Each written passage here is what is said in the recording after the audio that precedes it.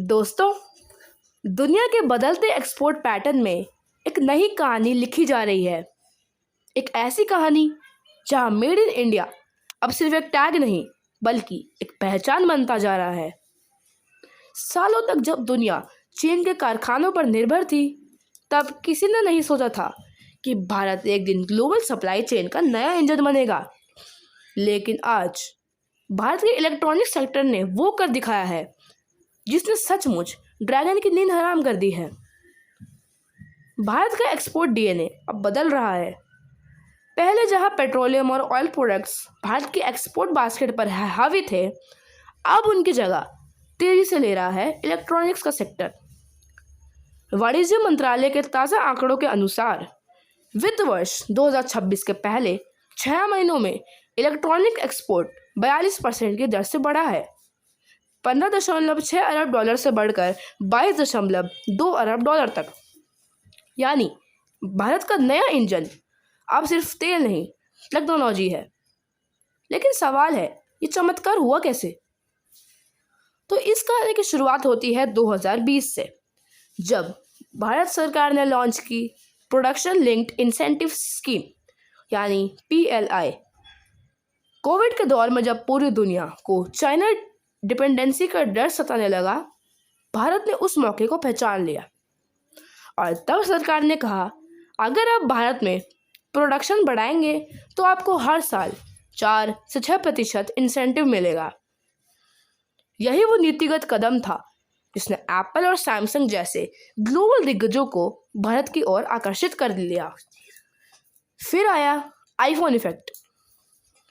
भारत में आज जो इलेक्ट्रॉनिक्स एक्सपोर्ट की रफ्तार है, उसकी रीढ़ है एप्पल का प्रोडक्शन शिफ्ट।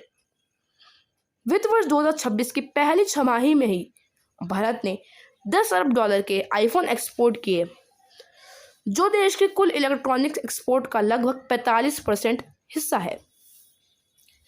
भारत अब चीन के बाद एप्पल का दूसरा सबसे बड़ा मैन्युफैक्चरिंग हब बन चुका है। फॉक्सकॉन, पेगाट्रॉन और टाटा इलेक्ट्रॉनिक्स के जरिए अब मेड इन इंडिया आईफोन्स दुनिया के हर कोने में जा रहे हैं। एप्पल की इस कहानी का सबसे अहम किरदार है फॉक्सकॉन। तमिलनाडु से लेकर कर्नाटक और उत्तर प्रदेश तक यह कंपनी भारत में नई सिलिकॉन बेल्ट बना रही है। फॉक्सकॉन ने तमिलनाडु में 15,000 करोड़ रुपए का निवेश किया है, जहां AI बेस्ड एडवांस मैन्युफैक्चरिंग शुरू हो रही है। कर्नाटक में iPhone 17 की असेंबली चालू हो चुकी है और यूपी में HCL के साथ एक सेमीकंडक्टर प्लांट बन रहा है। यानी अब कहानी सिर्फ असेंबली की नहीं, बल्कि हाई वैल्यू इनोवेशन और R&D इंटीग्रेशन की है।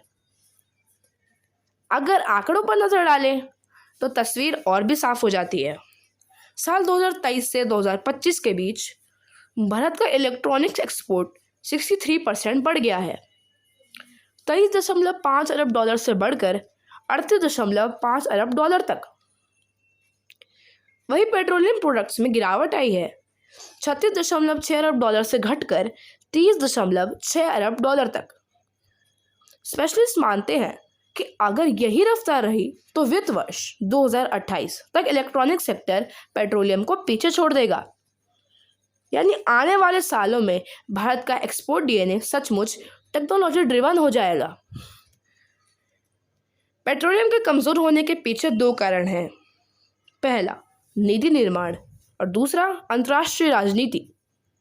रूस पर अमेरिकी प्रतिबंधों ने भारत की सस्ते तेल वाली बढ़त को कम कर दिया है। अब रिफाइनर्स को वही पुरानी लागत पर तेल नहीं मिल पा रहा और इससे एक्सपोर्ट घटने लगे हैं। उधर अमेरिका भारत के बीच बढ़ते टैरिफ तनाव ने ऊर्जा व्यापार पर भी दबाव बढ़ा दिया है। यानी जहां पहले भारत तेल के जरिए लाभ कमा रहा था, अब वही रास्ता महंगा पड़ रहा है। अब देखिए भारत की पॉलिसी का असर। साल 2014 से 2015 में जहां इलेक्ट्रॉनिक्स प्रोडक्शन 1.9 लाख करोड़ रुपए था, वही 2024 और 2025 में यह बढ़कर 11.3 लाख करोड़ रुपए हो गया है। निर्यात 8 गुना बढ़ा है और मोबाइल फ़ोन निर्यात तो 127 गुना तक पहुंच गया है।